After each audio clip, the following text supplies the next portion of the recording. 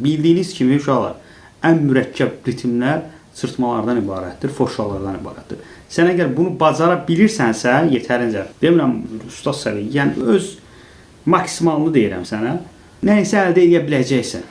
Amma yox, mən atdım elə mənim məsələn foşlarım yolda keçim.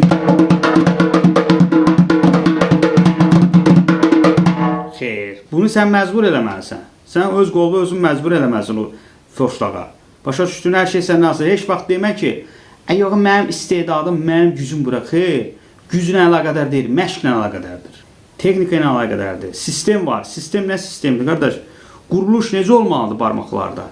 Və sən necə etməlisən ki, uzun müddətli foşlaqları ifa edəsən? Elastik barmaqlara sahib olursan. Bunu fikirləşmək lazımdır. Sən ola bilər ki, 1 il sən foşlaq üçün əlləşə bilərsən, 2 il əlləşə bilərsən, 3 il ömrünü verə bilərsən buna, amma onu bil ki, sən qazanacaqsın. Yəni, hər bir şeylə də uşaqlar. Siz oturup gözləmin ki, mən bunu götürməliydim, yarım saat, bir həftə öyrənməliydim. Xeyr, bir həftə öyrənmirsən. Bir həftəyə sən o ritmi oraq tuzdurursan, hələ təmizləmirsən daha tam ritmi.